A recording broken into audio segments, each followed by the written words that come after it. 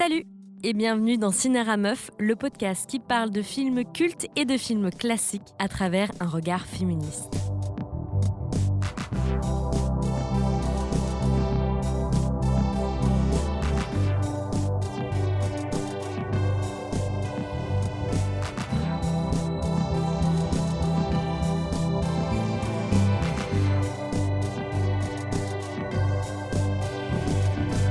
En avril 2021 se déroulait la 93e cérémonie des Oscars.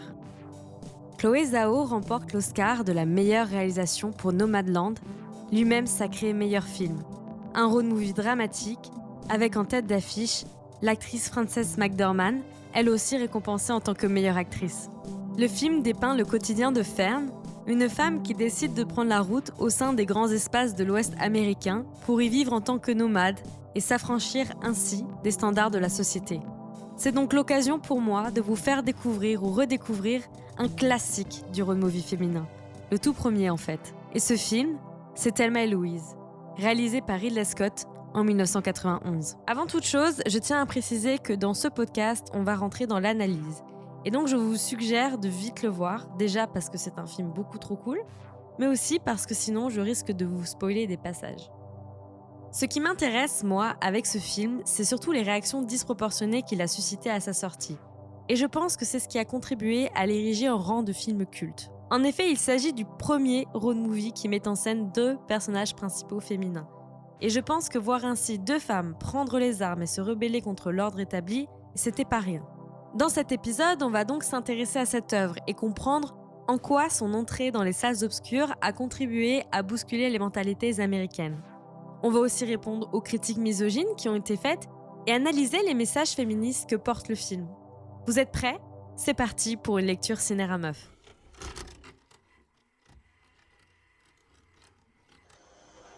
Louise, shoot the radio.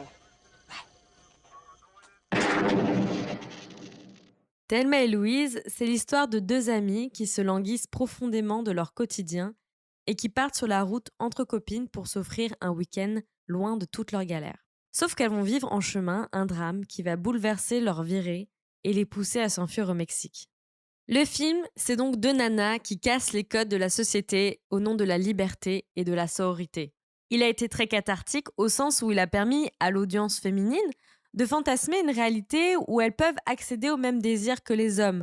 C'est pourquoi, à sa sortie en 1991, il a été la cible de nombreuses réactions, à la fois positives ou négatives. Si bien qu'il fera la une du magazine Times qui titrera son numéro « Why Thelma and Louise Strikes a Nerve ». Pourquoi Thelma et Louise frappent un grand coup ? Les critiques négatives visaient principalement le comportement de Thelma et Louise. Elles étaient jugées comme extrémistes, fascistes, voire réactionnaires. On n'est vraiment pas loin de dire qu'elles sont des féminazis. On y dénonce surtout la violence des personnages féminins, mais aussi la pauvre représentation stéréotypée des hommes. Comme si les femmes n'avaient, elles, jamais été stéréotypées au cinéma de leur existence. Et j'ai même trouvé dans mes recherches des critiques qui pensaient que la raison pour laquelle elles pèteraient des câbles dans le film, c'est sûrement parce qu'elles avaient leurs règles. Bah oui, c'est évident. Pourquoi je me fatigue à faire un podcast dessus, moi alors ? S'il a à ce point marqué les esprits, c'est non seulement grâce à l'interprétation brillante de Geena Davis et Susan Sarandon, mais c'est également parce que, pour une fois, des femmes étaient bien écrites au cinéma. Et tout ça, c'est grâce à la scénariste du film, Callie Khouri. Callie Khouri, à la base, c'était une productrice de clips vidéo. Et elle a pensé ce film toute seule, et elle l'a écrit pendant 4 mois d'une traite, en s'inspirant notamment de son expérience féminine, mais aussi des expériences de ses amies, qui se languissaient un peu de leur vie de mère et de femme au foyer. Elle avait vachement de mal à trouver des producteurs qui acceptaient de financer son film, pour la simple et bonne raison qu'ils ne comprenaient pas que deux nanas dans une bagnole pourraient plaire à une audience féminine. Bien que l'idée c'était qu'elle réalise elle-même son projet, c'était Ridley Scott qui s'imposa finalement à la réalisation. Et là, comme par hasard, la MGM a accepté de produire le film. Et franchement, même malgré ça, il misait pas énormément sur le film. Il a été marketé comme un film pour femmes et comme une chick flick. Il a pourtant fait partie des plus grosses sorties au cinéma aux USA pendant l'été 91 et est aujourd'hui classé comme l'un des meilleurs films sortis cette année-là, à côté du Silence des agneaux. 30 ans plus tard, Thelma et Louise est progressivement devenue une référence incontournable du cinéma de Ridley Scott et un film inédit du genre road trip. et il est à ce jour encore une œuvre bibliographique aux études filmiques féministes. Et pour parler plus précisément des spécificités des road movies féminins, je me suis rapprochée d'une femme qui étudie justement la question. Ça tombe bien. Elle s'appelle Héloïse Van Abelgem, elle est doctorante et chargée de TD en analyse filmique à Paris 3 et elle écrit depuis 4 ans maintenant une thèse qui s'intitule La double peine, formes et motifs de l'émancipation féminine dans les road movies du cinéma des grands espaces de 1960 à nos jours. Je pars un peu de l'idée de comment la mobilité des femmes a pu être restreinte au fur et à mesure des siècles. Moi, je suis partie de l'étude des peuples de chasseurs-cueilleurs en fait nomades au temps de la préhistoire, pour me demander en fait à quel moment dans l'histoire la mobilité des femmes a pu être réduite. On a tendance à faire passer la mobilité des hommes ou le mouvement ou l'agentivité en tout cas des hommes par une histoire qui vient de la préhistoire, alors qu'en fait, en me documentant pour mon mémoire et puis pour ma thèse, je me suis rendu compte que c'était pas le cas et que c'était beaucoup plus riche et complexe que prévu, pour en tout cas différents peuples à travers les territoires géographiques, à travers les continents, que les femmes en fait se déplaçaient et qu'elles pratiquaient aussi la chasse comme les hommes, mais effectivement, elles ne pouvaient pas avoir accès à certaines activités en raison de croyances, où par exemple elles pouvaient pratiquer la chasse, mais pas certains animaux, ou pas en versant le sang, parce qu'en ayant elles-mêmes leurs règles, il y avait cette croyance qu'il ne fallait pas verser doublement le sang. Mais en tout cas, elles avaient bien une mobilité à elles, et même parfois elles marchaient ou elles allaient encore plus loin que les hommes, et avec des enfants sur le dos. Elle en a conclu alors qu'il y a eu un mythe qui a été créé de toutes pièces, celle de la femme au foyer, et qui non n'est pas une condition naturelle chez les femmes. C'est une représentation, un mythe du rôle et de la condition des femmes qui a été largement diffusée à travers la publicité, les médias et la culture depuis les années 50. C'est les premières scènes qu'on voit, en fait, le film s'ouvre comme ça, où elles sont au téléphone, Louise, je crois, appelle Thelma, qui est en fait directement dans sa cuisine. C'est la première image qu'on voit de Thelma, elle est dans sa cuisine, donc c'est vraiment dans le lieu du foyer. I don't care much weight with Daryl. I already think you're already mine. Are you at work? No, I'm calling from the Playboy Mansion. Clear right back. Daryl? Daryl? Honey, you better hurry up! And this is my clue. With my nose, I look like the W.C. Fields of... God damn it, Thelma! Don't holler like that. Haven't I told you I can't stand it when you holler in the morning? I'm sorry, doll. I just didn't want you to be late. La scène est assez marquée rapidement. En fait, on voit qu'on a affaire à un mari macho qui ne respecte pas du tout Thelma, et qu'elle elle est bloquée en fait dans cette vie-là. Et effectivement, Louise est peut-être un peu plus libre, mais c'est aussi marqué de façon genrée le travail qu'elle fait, puisqu'elle est serveuse, donc c'est aussi dans le travail du care. Donc toutes les deux, en fait, elles ont à s'affranchir des questions de genre. Et je trouve ça aussi intéressant de commencer le film en montrant Thelma dans sa cuisine et en montrant les deux, en fait, qui sont bloqués par leur rôle de femme au foyer pour l'une et l'autre, même si elle n'est pas femme au foyer, elle est avec Jimmy. C'est quand même une relation hétéronormée, donc il y a une volonté de libération des deux. Mais du coup, je trouve ça intéressant de montrer dès le départ cette question-là de femme au foyer, parce que ça renvoie vraiment beaucoup. Enfin, moi, ça me fait penser à un ouvrage qui est assez important de Betty Friedan, La femme mystifiée. Et ce qu'elle écrit dans son livre, là, c'est en 1963. Enfin, ça a vraiment révolutionné, on va dire, la vie des femmes américaines de classe moyenne, qui se sont toutes retrouvées, puisqu'en fait, Betty Friedan, elle part de son expérience personnelle, où elle se demande pourquoi, en ayant un mari et en s'étant mariée, en tout cas en ayant fait tout ce qu'on attendait d'elle, tout ce que la société attendait d'elle, pourquoi elle n'est toujours pas heureuse.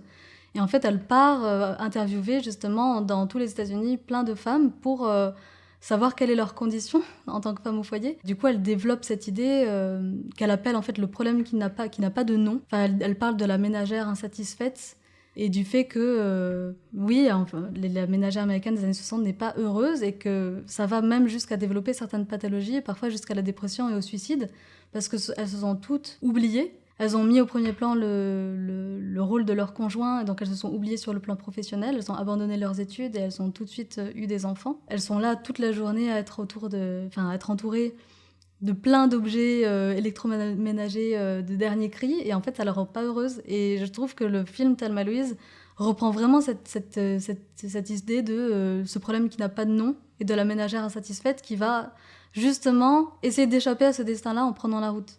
Depuis les années 90, nombreuses sont les œuvres de pop culture qui répondent à cette injonction à l'espace confiné de la maison. On pense par exemple à la série Desperate Housewives, qui offre une satire du quotidien des ménagères de classe moyenne et supérieure américaine et qui vivent des situations complètement improbables. Qui sont ces femmes qui osent se plaindre alors qu'elles ont tout ce dont elles rêvaient d'avoir? Un mari qui a une bonne condition, des enfants, une maison, des produits électroménagers? Ce n'est pas pour rien que la série commence avec le suicide de Mary-Alice Young, dont la vie était pourtant d'apparence si parfaite. Dans Thelma et Louise, cette quête d'émancipation de la ménagère insatisfaite, elle va donc s'inscrire dans un déplacement vers l'inconnu, dans le voyage, dans la route. Cela permet aux personnages qui sont dans la fuite, qu'elles soient réelles ou symboliques d'ailleurs, de s'émanciper des codes de la société capitaliste américaine. Sauf que dans le cas des femmes, la route permet aussi de se rebeller contre la masculinité hégémonique et aussi contre le patriarcat. Et ça, c'était vraiment du jamais vu dans le road movie. Le road movie, enfin, quand on pense à l'histoire du genre filmique, une des thématiques principales, c'est la rébellion, la révolte, la marginalité. C'est ce qui était dans la contre-culture des années 60-70 avec Easy Rider, Vanishing Point, Zabriskie Point, enfin tous ces films qui ont en fait façonné un peu les thématiques typiques du genre par rapport aux thématiques et par rapport aux expériences qui sont vécues par les personnages féminins ou masculins. En fait, il y a une tendance pour les personnages masculins. Alors pareil, je dis une tendance parce que je veux pas faire de généralité, parce que bien sûr, chaque histoire est particulière, mais en tout cas, moi, j'étudie un corpus et je vois qu'en majorité, ce qui se dégage, c'est que des personnages masculins vont avoir tendance à prendre la route plutôt pour se rebeller contre la société de consommation, contre le capitalisme, contre le patronat. Ou pas forcément pour ça, parfois ça peut être au contraire pour resserrer les liens de la famille et en fait de redoubler, on va dire, l'hétérosexualité, les valeurs traditionnelles de la famille. Et ça va être plutôt différent pour les femmes. Moi, c'est ce que j'ai vu dans les road movies, où les femmes vont plutôt se rebeller. Bon, ça peut être aussi contre la société en général, donc c'est pour ça que moi je parle de double rébellion. C'est-à-dire qu'elles vont se rebeller aussi contre la société en général, contre le capitalisme, le patronat également, mais en plus contre le patriarcat. Donc c'est pour ça que je parle de double rébellion, c'est que c'est vraiment la question du genre qui rentre en compte et qui va changer souvent la narration et qui va aussi modifier les thématiques inhérentes du genre du road movie. Et dans les années 90, en fait, on reprend un petit peu ces thématiques propres au genre, mais on va les voir sous le prisme du genre ou sous les prismes de la classe sociale ou sous le prisme de l'ethnicité.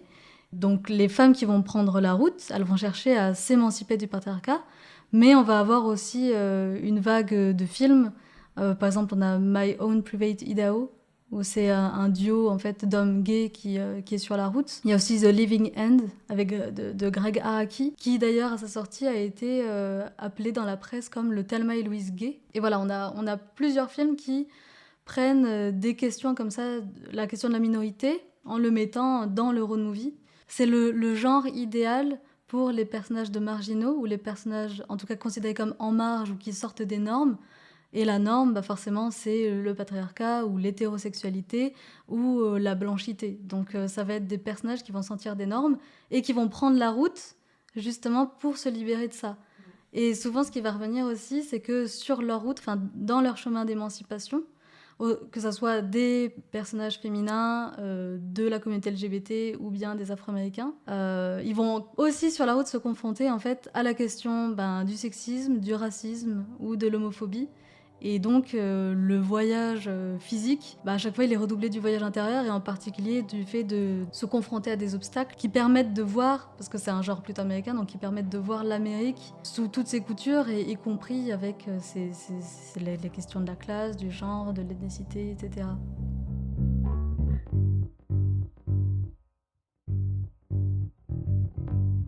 Rentrons maintenant un peu plus dans les détails du film.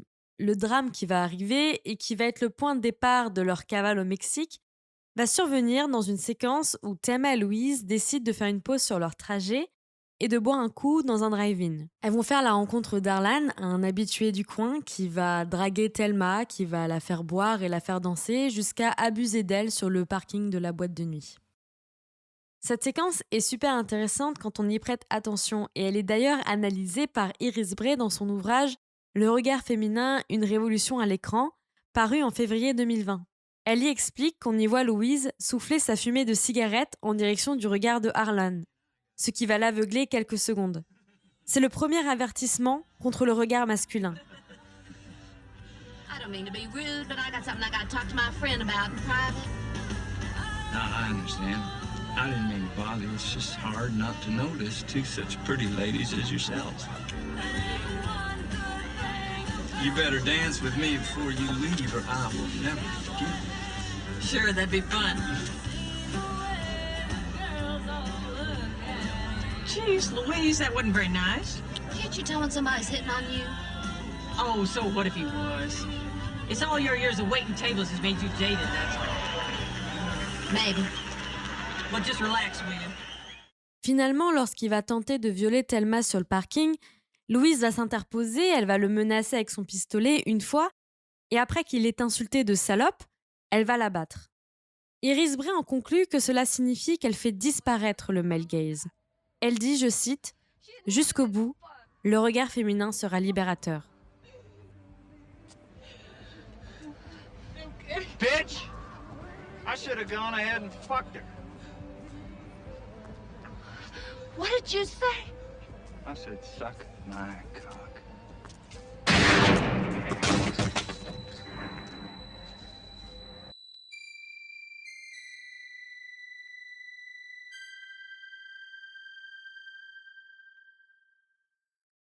Tout au long du film, on observe effectivement comment Louise et Thelma se détachent petit à petit du regard masculin, pour finalement se révéler elles-mêmes comme sujet de leur propre histoire, laissant derrière elles leurs attributs féminins, les bijoux, le maquillage, dont elles se séparent subtilement tout au long du film.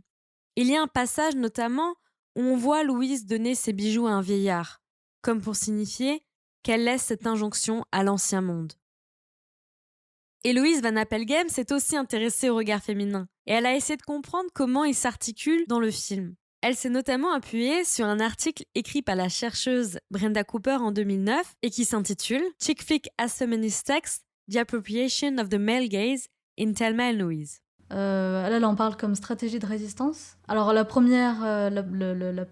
premier élément qui fait qu'il y a une stratégie de résistance face à l'oppresseur ou face à la domination masculine et qui commence à se manifester dans les formes filmiques ou dans l'histoire, c'est, comme tu dis, le fait de résister en fait, au patriarcat et en particulier en fait, de proposer, enfin, le film propose des portraits d'hommes machos assez stéréotypés pour justement appuyer des représentations, différentes représentations du patriarcat. En fait, à chaque fois, elles vont différemment répondre à l'oppresseur en retournant les armes du patriarcat contre eux. Et pour ça, elles vont se rapproprier la voiture, qui est un objet traditionnellement masculin, et aussi le pistolet, pareil, un objet traditionnellement masculin, et les deux, le pistolet comme la voiture, sont aussi, on va dire, symboliquement des prolongements phalliques, donc ça redouble aussi la question du masculin.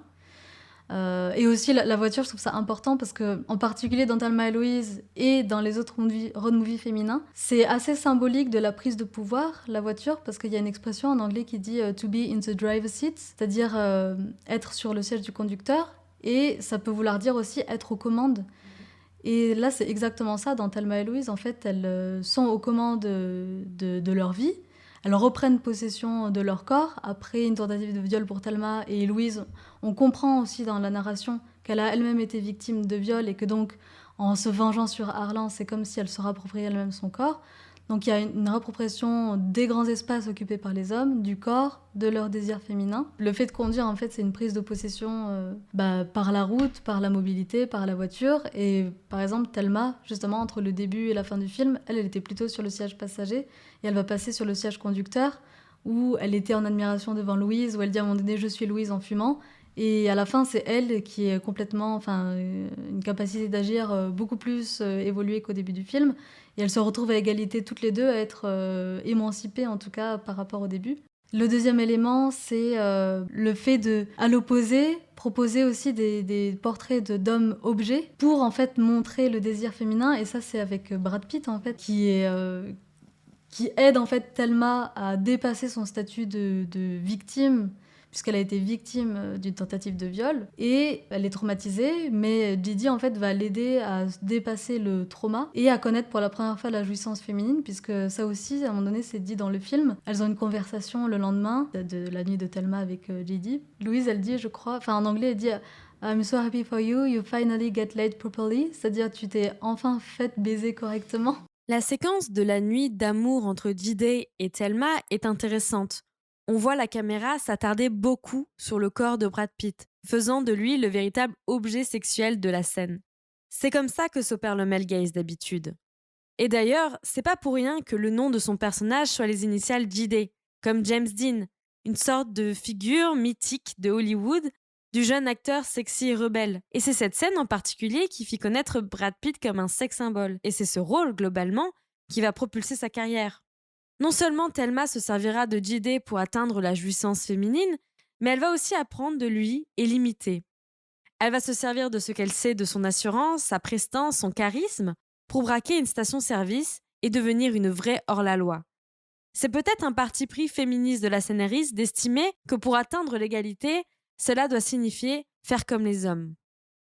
Oui, c'est un reproche qu'on a fait à Thelma Louise, mais qu'on peut faire, enfin que on a fait aussi à plein d'autres films, où en plus on dit que leur émancipation elle est partielle parce qu'elles reprennent justement les armes du patriarcat et que donc au final elles se masculinisent, enfin je le dis entre guillemets parce que c'est ce qui a pu être dit sur le film. En tout cas c'était uniquement encore une fois sous le prisme du genre masculin, enfin en reprenant la voiture, en prenant les armes, en se masculinisant aussi par les tenues vestimentaires, parce qu'entre le début et la fin, il y a une évolution. Enfin, par exemple, Thelma, au début, elle a une robe virginale blanche, et à la fin, elle a les manches coupées, elle a la veste nouée, elles sont un peu décoiffées, le visage bruni, un peu sali, et donc voilà, il y en a qui ont vu un échec en fait de l'émancipation féminine parce qu'en fait elle reproduisait un schéma masculin. Mais je trouve que c'est une interprétation assez limitée puisque elles reproduisent pas, en fait elles retournent les armes du patriarcat contre lui-même et elles répondent à l'oppresseur. C'est-à-dire que c'est ce qui se passe aussi dans beaucoup de road movies féminins. Souvent quand les femmes vont devenir criminelles, c'est parce qu'en fait, elles ont subi des violences de genre, des violences sexuelles, les violences du patriarcat. Donc, lorsque les femmes deviennent marginales ou criminelles, moi je parle en tout cas dans les films, c'est souvent la réponse, on va dire, du dominé face au dominant. C'est une violence défensive, enfin de l'autodéfense, quoi. Donc, la violence n'est pas initiée en premier lieu par Thelma et Louise. L'un des thèmes que le film aborde et que je trouve est très intéressant, c'est le sujet de la violence féminine. C'est une question légitime et qui est aujourd'hui encore d'actualité puisqu'elle s'inscrit dans les débats que l'on porte au sujet du féminisme. Est-ce que les femmes peuvent être violentes ? Est-ce que le féminisme est violent ? Aujourd'hui, on considère par exemple que les collages féminicides, c'est violent.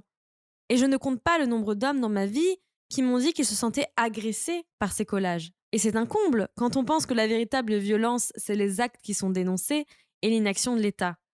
C'est comme avec Thelma et Louise, on a tellement passé de temps à débattre si oui ou non c'était grave d'avoir des femmes violentes à l'écran, qu'on oublie que la véritable violence gratuite qui se passe, c'est le viol, la tentative de viol de Thelma, mais également le viol qu'aurait subi Louise par le passé. En fait, ce qui choque les gens, ce n'est pas la violence en soi. La violence est un sujet maintes fois abordé dans la filmographie de plein de cinéastes. Mais ce qui semble choquer le plus, c'est la violence commise par des femmes. Je vous conseille d'ailleurs à ce propos l'ouvrage La terreur féministe, écrite par la militante Irénée, et qui explique qu'il est possible, voire nécessaire, que la violence des femmes fasse partie de l'imaginaire collectif. Elle y développe un point important. Le choix de la non-violence est un privilège. Or, les femmes, comme beaucoup de groupes opprimés, n'ont parfois pas d'autre choix que d'user de la violence pour survivre. Et la violence mise en scène dans le film est un moyen pour Thelma et pour Louise de survivre dans la société patriarcale. Et en plus, on n'avait à aucun moment soulevé que les personnages masculins ils sont tout aussi violents. Et la raison pour laquelle c'est moins évident, c'est parce que justement, ce sont des comportements qui sont tellement banalisés dans notre société qu'on n'y prête pas vraiment attention. D'autres personnages sont violents dans le film. Le mari de Thelma, qui pète des câbles et qui lui parle trop mal. La violence de l'agresseur, qui bat Thelma aussi pour qu'elle se soumette. Le copain de Louise aussi va être violent dans la séquence du motel où on le voit projeter des objets au mur. Et sans compter toutes les violences patriarcales symboliques dont on a parlé au début. Le monde de Thelma et Louise est un monde violent parce que ce sont les hommes qui ont le pouvoir. Et la manière qu'elles ont de se défendre passe aussi inévitablement par la violence. C'est une violence qui est redoublée par toutes les oppressions qu'elles ont vécues. À aucun moment leurs actions sont motivées par une envie de vengeance. À la fin, elles ne prennent pas les policiers en embuscade et elles vont pas leur tirer dessus. Elles décident simplement de continuer le voyage ensemble. Le troisième élément qui fait partie des stratégies de résistance mises en place dans la narration, c'est la célébration de l'amitié féminine dont on parlait tout à l'heure, puisqu'elles préfèrent se choisir à la fin, elles deux, plutôt que les hommes. Enfin, Daryl, il a été quitté, dès le début, on comprend au deuxième appel téléphonique, quand il lui dit de rentrer à tout prix, il lui dit « va te faire foutre ». Donc c'est le premier acte de rébellion face à lui. Et le dernier appel téléphonique qui passe, quand il est avec les policiers, elle comprend en fait qu'elle est sur écoute et elle lui raccroche au nez. Et donc on comprend qu'elle veut plus du tout retourner à sa vie d'avant. Et à un moment donné, elle dit je suis éveillée, je ne pourrai plus tout retourner. Elle dit I can't go back. Et on comprend en fait que là il y a un tournant où elles vont continuer coûte que coûte. Enfin, c'est ce qu'elles disent à la fin. On continue droit devant. Où elles préfèrent se choisir elles deux en tant qu'amies. Oui, ça c'est le dernier élément et je trouve que c'est, pour moi c'est le plus intéressant en fait, la dimension soror du film. Ce zoom qui est fait sur la poignée de main, en fait, elles se prennent la main toutes les deux avant de sauter dans le Grand Canyon et on les voit s'embrasser. Donc il y a eu aussi une lecture du film queer où on a dit peut-être que en fait plus que l'amour, plus qu'on va dire l'amitié entre femmes, ça célèbre même l'amour entre femmes, donc c'est assez intéressant. Parce que ça s'ouvre comme ça avec leur Polaroid, juste avant qu'elles partent en week-end entre amis. Et en fait, le film se finit aussi sur le Polaroid. On a un espèce d'insert, un très gros plan sur ce Polaroid qui s'envole. Et ensuite, elles-mêmes, elles sont figées par un arrêt sur image, donc ça va redoubler le mouvement photographique de l'image du début. Et juste après ça, plutôt que de les voir, on nous montre pas du tout une image d'elles au fond du ravin, ensanglantées, ça serait pas du tout intéressant. L'image d'après, c'est le générique où on nous remonte les meilleurs moments du film et on nous remonte le moment où elles se prennent en photo avec le Polaroid. Donc même en fait, le générique, il met au premier plan leur amitié féminine qui était très importante. Et d'ailleurs, la bande-son aussi choisie redouble ça parce que la chanson, je crois qu'elle dit You're a part of me, I'm a part of you. Donc tu fais partie de moi ou je fais partie de toi. Enfin, on pourrait dire... Oui, en tout cas, il y a cette dimension que on peut pas les départager. Et elles sont allées ensemble jusqu'à la mort. Et ça reprend un peu comme la formule consacrée jusqu'à ce que la mort nous sépare. Là, c'est ça, sauf que c'est une histoire d'amitié. Et elles préfèrent se choisir elles plutôt que les hommes qui étaient dans leur vie ou plutôt que de se rendre à la police. Donc, plutôt qu'en fait être dans un enfermement qui serait soit domestique ou de la prison, elles préfèrent choisir la mort. Et moi, je trouve que cette célébration de l'amitié féminine, même si ça a été aussi lu à l'époque comme un truc très fataliste, je trouve ça très intéressant de montrer qu'elles restent maîtresses de leur histoire et de leur destinée, même jusqu'à la fin, en fait, même jusque dans la mort.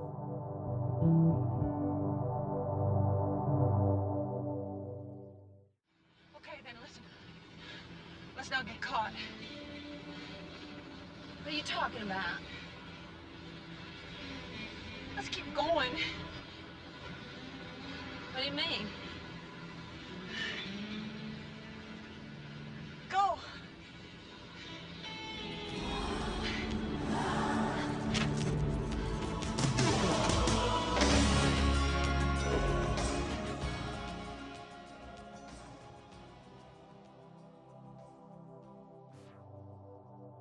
Pour conclure, j'aimerais partager une anecdote sur Callie Khouri. Callie Khouri, elle a été très présente pendant le tournage, elle a été considérée comme la troisième femme de Thelma et Louise. Elle a été présente sur toutes les interviews de promotion du film. Et encore longtemps après la sortie du film, encore aujourd'hui, on lui demande si elle aime les hommes. On l'interroge sur le ton subversif de l'œuvre et si elle n'a pas participé à une guerre des sexes dangereuse qui dessert la cause des femmes, vous avez compris. Sans grande surprise, Kelly Khoury, elle répétera toujours que si des hommes avaient pu se sentir menacés par ce film, c'est sans doute parce qu'ils devaient se poser des questions. Finalement, elle en avait vraiment rien à faire, d'heurter ou pas l'ego des hommes. Parce que dans le fond, il ne s'agit que d'un film, après tout, il n'y a pas mort d'homme. En tout cas, pas encore. Merci d'avoir écouté ce premier épisode jusqu'au bout. Merci à Héloïse Van Appelgem d'avoir répondu à toutes mes questions. Je suis Alice Creusot, productrice de ce podcast. J'ai travaillé sur l'écriture, la narration, la réalisation et le montage de l'épisode. La musique a été produite par le duo musical Air Lumière, composé de Nicolas Goubier et Gaëtan Martin. Si cela vous a plu, n'hésitez pas à le partager et à en parler autour de vous. Quant à moi, je vous donne rendez-vous sur la page Instagram du podcast pour suivre toute son actualité et pour échanger avec vous. Je vous dis à bientôt pour une prochaine lecture Cinéra Meuf.